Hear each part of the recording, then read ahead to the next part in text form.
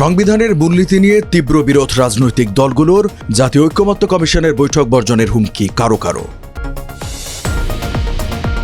যুক্তরাষ্ট্র থেকে 25 উড়োজাহাজ কেনার প্রতিশ্রুতিতে শুল্ক দর কষাকষিতে সরকার, বাণিজ্য সচিব মাহবুবুর রহমানের তথ্য। ইসিতে আয় ব্যয়ের হিসাব জমা বিএনপির, দ্বিতীয় পদ্মা সেতু বাস্তবায়নে রাজনৈতিক অঙ্গীকার জরুরি, মন্তব্য মির্জা ফখরুলের। 2025-26 অর্থবছরের প্রথম একনেক সভা, 8,149 কোটি টাকার 12 প্রকল্প অনুমোদন। এবং যুদ্ধবিরতির আলোচনায় সম্মত থাইল্যান্ড ও কম্বোডিয়া, জানালেন ট্রাম্প, থেমে নেই পাল্টাপাল্টি হামলা। আমন্ত্রণ টিভিএস নিউজ অব দ্য ডেতে, সাথে আছে রঞ্জু ইফতেখার। এতক্ষণ দেখছিলেন সংবাদ শিরোনাম, এবারে জানাবো বিস্তারিত। সংবিধানের মূলনীতি নিয়ে তীব্র মতভেদ দেখা গেছে রাজনৈতিক দলগুলোর মধ্যে। 27 জুলাই বাংলাদেশ ফরেন সার্ভিস একাডেমিতে জাতীয় ঐকমত্য কমিশনের বৈঠকে এই মতবিরোধ দেখা দেয়। দুপুরে খাবারের বিরতির সময় গণমাধ্যমে এসব বলেন বিভিন্ন রাজনৈতিক দলের প্রতিনিধিরা। এদিকে 31 জুলাইয়ের মধ্যে আলোচনা শেষ করা হবে জানিয়ে জাতীয় ঐকমত্য কমিশনের সহসভাপতি অধ্যাপক আলী রিয়াজ বলেছেন, সংলাপের সমাপ্তি টানা কমিশনের প্রধান লক্ষ্য। সংলাপে আমরা 10টি বিষয়ে ঐকমত্য হয়েছি, 7টি বিষয় অসমাপ্ত আছে, আর 3টি বিষয়ে আলোচনা হয়নি। আলী রিয়াজ আরও বলেন, আমাদের লক্ষ্য জাতীয় সনদে স্বাক্ষর করা।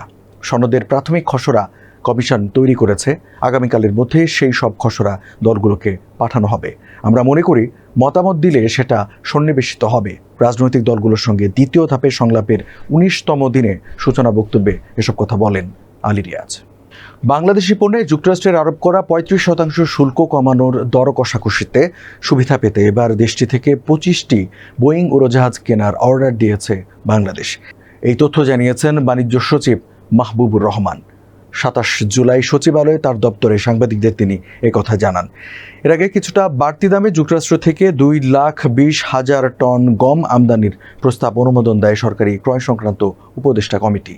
আজ বাণিজ্য সচিব মাহবুবুর রহমান বলেন, বোয়িংয়ের ব্যবসা যুক্তরাষ্ট্র সরকার নয়, বোয়িং কোম্পানি করে। বাংলাদেশ 25টি বোয়িংয়ের অর্ডার দিয়েছে, ভারত ভিয়েতনাম 100টি করে অর্ডার দিয়েছে, ইন্দোনেশিয়া দিয়েছে 50টি। এরকম অর্ডার বিভিন্ন দেশ দিয়েছে। বোয়িং কোম্পানি তাদের সক্ষমতা অনুযায়ী সরবরাহ করবে। অর্ডারের বোয়িং পেতে অনেক সময় লাগবে। যারা আগে অর্ডার দিয়েছেন তাদের আগে দেবে, কিংবা প্রতিষ্ঠানটি তাদের ব্যবসার ধরন অনুযায়ী বিমান সরবরাহ করবে। বাংলাদেশের অতি দ্রুত কিছু বোয়িং দরকার। আগামী 2-1 বছরের মধ্যে হয়তো কিছু বিমান পাওয়া যাবে। বাংলাদেশ বিমানের বহর বাড়াতে হবে, এই পরিকল্পনা সরকারের আগে থেকেই ছিল। আগে 14টি বোয়িংয়ের অর্ডার ছিল, রেসিপ্রোকাল ইস্যুতে 25টি করা হয়েছে। আগের বছরের তুলনায় 2024 সালে বাংলাদেশ জাতীয়তাবাদী দল বিএনপির আয় ও ব্যয় উভয়ই বেড়েছে। 2024 সালের 1 জানুয়ারি থেকে 31 ডিসেম্বর পর্যন্ত বিএনপির মোট আয় 15,65,94,842 টাকা।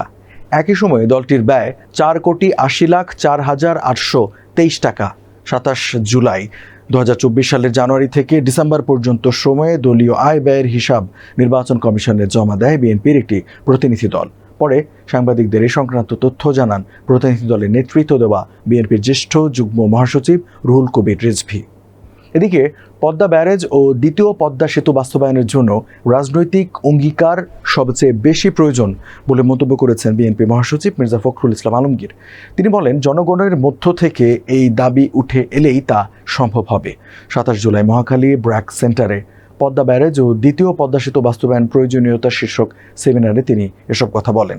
সেমিনারের আয়োজন করে পদ্মা ব্যারেজ ও দ্বিতীয় পদ্মা সেতু বাস্তবায়ন জাতীয় কমিটি। জাতীয় অর্থনৈতিক পরিষদের নির্বাহী কমিটি একনেকের সভায় 8,149 কোটি টাকার 12টি প্রকল্প অনুমোদন দেওয়া হয়েছে। 27 জুলাই পরিকল্পনা কমিশন চত্বরে এনইসি সম্মেলন কক্ষে প্রধান উপদেষ্টা ও একনেকের চেয়ারপারসন ডক্টর মোহাম্মদ ইউনূসের সভাপতিত্বে অনুষ্ঠিত একনেকের সভায় এই অনুমোদন দেওয়া হয়। সভা শেষে এক বিজ্ঞপ্তিতে এই তথ্য জানিয়েছে পরিকল্পনা মন্ত্রণালয়। এতে বলা হয়, জাতীয় অর্থনৈতিক পরিষদের নির্বাহী কমিটির সভায় 8,149 কোটি 38 লাখ টাকা ব্যয় সংবলিত 12টি প্রকল্প অনুমোদন দেওয়া হয়েছে। এর মধ্যে সরকারি অর্থায়ন 8,058 কোটি 77 লাখ টাকা, প্রকল্প ঋণ 143 কোটি 33 লাখ টাকা এবং সংস্থার নিজস্ব অর্থায়ন 52 কোটি 72 লাখ টাকা। মার্কিন প্রেসিডেন্ট ডোনাল্ড ট্রাম্প বলেছেন কম্বোডিয়া ও থাইল্যান্ডের নেতারা তাৎক্ষণিকভাবে যুদ্ধবিরতি নিয়ে আলোচনায় বসতে সম্মত হয়েছেন। সীমান্তে 3 দিনের রক্তক্ষয়ী সংঘর্ষের পর ট্রাম্প দুই দেশের মধ্যে শান্তি প্রতিষ্ঠার চেষ্টা করছেন। থাইল্যান্ডের ভারপ্রাপ্ত প্রধানমন্ত্রী ফোমথাম ওয়েচায়াচাই ট্রাম্পকে ধন্যবাদ জানিয়ে বলেন, থাইল্যান্ড নীতিগতভাবে যুদ্ধবিরতিতে সম্মত হবে, তবে কম্বোডিয়ার পক্ষ থেকে সৎ অভিপ্রায় দেখতে চায়। গত 13 বছরে সবচেয়ে ভয়াবহ এই সংখ্যাতে এখন পর্যন্ত 30 জনের বেশি নিহত এবং 1,30,000-এর বেশি মানুষ বাস্তুচ্যুত হয়েছেন। তবে এর মধ্যেই থাইল্যান্ড ও কম্বোডিয়ার মধ্যে 27 জুলাই চতুর্থ দিনের মতো পাল্টাপাল্টি গোলা হামলার ঘটনা ঘটেছে। যুদ্ধবিরতির বিষয়ে আলোচনার সম্ভাবনা জোরালো হয়ে ওঠা সত্ত্বেও সংঘর্ষ চলছেই। এএফপির সংবাদকর্মী ও কম্বোডিয়ার প্রতিরক্ষা মন্ত্রণালয় এই তথ্য দিয়েছে। দর্শক, এই ছিল আজকে টিভিএস নিউজ অব দ্য ডেতে। এতক্ষণ সাথে থাকার জন্য ধন্যবাদ সবাইকে।